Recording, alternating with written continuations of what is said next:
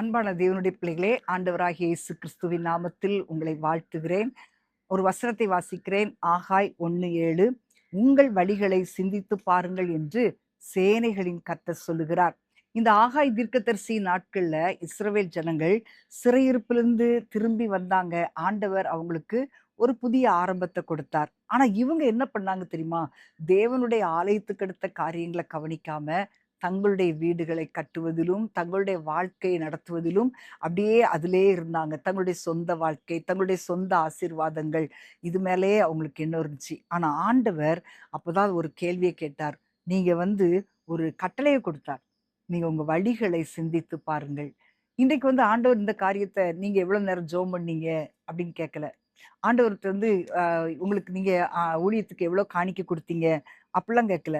உங்க வாழ்க்கை எதை நோக்கி போய்க் கொண்டிருக்கிறது அப்படின்னு சொல்லி, ஒரு நிமிஷம் நம்ம உட்கார்ந்து இந்த கடைசி நாள், மாதத்தின் கடைசி நாள், நம்முடைய வாழ்க்கையை ஆராய்ந்து பார்க்கணும்.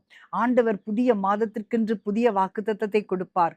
அப்ப அந்த வாக்குத்தத்தத்தை பெற்றுக்கொள்வதற்கு முன்பாக, நம்முடைய வாழ்க்கை அதற்கு தகுதியா இருக்குதான்னு சொல்லி, ஒவ்வொரு நிமிடமும் ஆண்டவருடைய பாதத்துல இந்த மாதத்தின் கடைசி நாள்ல உட்கார்ந்து உங்களை ஆராய்ந்து பார்க்க வேண்டும். ஆண்டவர் உங்களோடு பேசுவார். ஆண்டவர் உங்களுக்கு உங்களுடைய தவறுகளை வெளிப்படுத்தி காட்டுவார். அவர் உங்களுக்கு கண்டிப்பார். இப்படிப்பட்ட காரியங்களை செய்யும்போது உங்களுடைய வாழ்க்கையை கரெக்ட் பண்ணிக் கொள்வதற்கு அது ஏதுவா இருக்கும். இன்னைக்கு பாருங்களேன், நிறைய பேர் என் ஜெபத்திற்கு பதில் கிடைக்கல.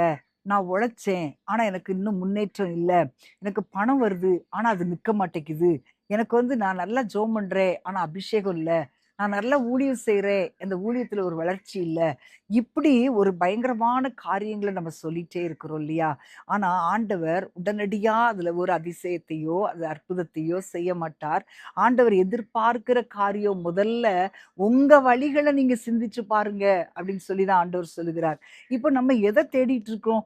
ஆசீர்வாதத்தையே தேடிட்டு இருக்கிறோம். எதற்கு உழைக்கிறோம்? எதற்காக செய்கிறோம்? என்ன காரியம் செய்கிறோம்? ஒரு மோட்டிவே இல்ல. அந்த ஒரு ஒரு பொறுப்பே இல்லாம, ஒரு நோக்கம் இல்லாம, ஒரு இலக்கு இல்லாம நம்ம சில காரியங்கள தேடிக்கொண்டிருக்கிறோம். ஆனா, இன்னைக்கு ஆண்டவர் எதிர்பார்க்கிற ஒரு காரியம், எங்களை ஆராய்ந்து பார்க்க வேண்டும். நம்முடைய வாழ்க்கையை சிந்தித்து பார்க்க வேண்டும். இந்த இளைய குமாரன் பாருங்களேன், தகப்பன விட்டு போயிட்டான். அவனிடத்துல நெறைய பணம் இருந்துச்சு. போனான். நண்பர்கள் இருந்தாங்க. ஒரு காலகட்டம் வரும்போது பணம் போயிருச்சு. நண்பர்கள் எல்லாம் பிரிஞ்சுட்டாங்க. அவனுக்கு பசி தாங்க முடியல. பன்றியின் தவிடு கூட அவனுக்கு கிடைக்கல. ஆனா அந்த நேரத்துல புத்தி தெளிந்தபோது அவன் யோசிக்கிறான். சிந்தித்து பார்க்கிறான். என் தகப்பனுடைய வீட்ல எத்தனையோ பேருக்கு பூர்த்தியான சாப்பாடு இருக்கு. இன்னைக்கு நான் இவ்ளோ கஷ்டப்படுறேனே! அந்த சிந்தித்து பார்த்த உடனே எழும்பி தகப்பனிடத்துல ஓடி வந்தான். ஹalleluya! இன்றைக்கும் அன்பான தேவனுடைய பிள்ளைகளே, அந்த ஆசீர்வாதத்தை இளையகுமாரன் பெற்றுக்கொண்டது போல, இன்றைக்கு நம்முடைய வழிகளை யோசித்து பார்க்கும்போது, நாம் இழந்த ஆசீர்வாதங்களை கர்த்தர் நமக்கு கொடுப்பார். யோனாவுடைய வாழ்க்கையில ஆண்டவர் சொன்ன கட்டளைக்கு மீறி நினிவேக்கு போகாம, தர்ஷீஸ்க்கு போகிறதுக்கு கப்பல் ஏறுனான். ஆண்டவர் விடல. ஒரு பெரிய கொந்தளிப்பு அனுப்புனார். அவன கீழ தூக்கி போட்டாங்க கடல்ல. ஒரு பெரிய மீனுக்கு கட்டளையிட்டார். அந்த மீன் வயிற்றில இருக்கும்போது அவன் அவனை ஆராய்ந்து பார்க்கிறான். தன்னுடைய வழிகள அவன் சிந்தித்து பார்க்கிறான். அப்போ ஆண்டவர் அவனுக்கு ஒரு இரக்கத்தை கட்டளையிட்டார். அந்த நேரத்துல அவன் தன்னுடைய வழிகளை சிந்தித்து பார்த்து ஆண்டவர நோக்கி சொல்றான். ஆண்டவரே, நான் உம்மை நோக்கி ஆழத்திலிருந்து உம்மை நோக்கி கூப்பிடுறேன்னு சொன்னான். ஆண்டவர் அவனுக்கு செவி கொடுத்து அவனை இந்த மீன் கரையிலே கக்கும்படியான பாக்கியத்தை கொடுத்தார். திரும்ப அவனை ஊழியத்திற்காக அழைத்தார்.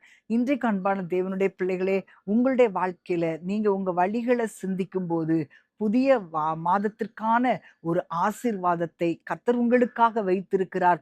ஆனால் இன்றைக்கு இந்த மாதத்தின் கடைசி நாள்ல, இதுவரைக்கும் என் வாழ்க்கையில என்ன குறை ஆண்டவரே! இதுவரைக்கும் நான் என்ன தவறு செய்திருக்கிறேன்னு சொல்லி உய்த்து ஆராய்ந்து பார்க்கும்போது, புது மாதத்திலே தேவன் புதிய நன்மைகளை தருவார். புதிய ஆசீர்வாதங்களை தருவார்.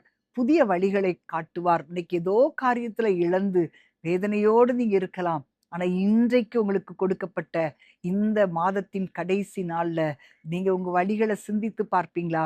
நாம் ஜெபிக்கலாமா? ஆண்டவரே, உம்மை ஸ்தோத்தரிக்கிறோம் அப்பா. ஆண்டவரே, இன்றைக்கு எங்களுடைய வாழ்க்கையிலே, எங்கள் மாதத்தின் கடைசி நாளிலே, ஆண்டவரே, எங்களுடைய வழிகளை சிந்தித்து பார்க்க எங்களை ஒப்புக் கொடுக்கிறோம் அப்பா. ஆண்டவரே, எங்களுடைய நாட்கள், எங்களுடைய பாதைகள் உம்முடைய சித்தத்தின்படி இருக்கிறதா? ஆண்டவரே, உம்முடைய வழிகளுக்கு எங்களுடைய வழிகள் ஒத்து போகிறதா என்பதை நாங்கள் ஆராய்ந்து பார்த்து எங்களுடைய வழிகளை சரிப்படுத்திக் கொள்ள, எங்கள் நாட்களை சரிப்படுத்திக் கொள்ள, உம்முடைய புதிய மாதத்தின் புதிய ஆசீர்வாதங்களை பெற்றுக்கொள்வதற்கு இன்றைக்கு எங்களை ஆயத்தப்படுத்தும்படி நாங்கள் ஜெபிக்கிறோம். எங்களை ஒப்புக் கொடுக்கிறோம். இன்றைக்கு யார் யார் அப்படி ஜெபிக்கிறார்களோ அவர்களுடைய வாழ்க்கையில புதிய நன்மைகளை தருவீராக, புதிய ஆசீர்வாதங்களை தருவீராக, புதிய கதவுகளை திறப்பீராக. உடைய கரத்தில் ஒப்புக் கொடுக்கிறேன். இயேசுவின் நாமத்திலே பிதாவே. ஆமேன், ஆமேன்.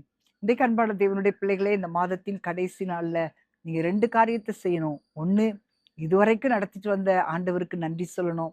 இன்னொன்னு, உங்களுடைய வழிகள்ல ஏதோ ஒரு தப்பு இருக்குதா? உங்கள் வழிகள் கர்த்தருக்கு பிரியமில்லாததா இருந்துச்சா? அதெல்லாம் ஆராய்ந்து பார்த்து அவைகளை விட்டு விலகும்படி உங்களை ஒப்புக்கொடுங்க. கர்த்தர் உங்களை ஆசீர்வதிப்பார்.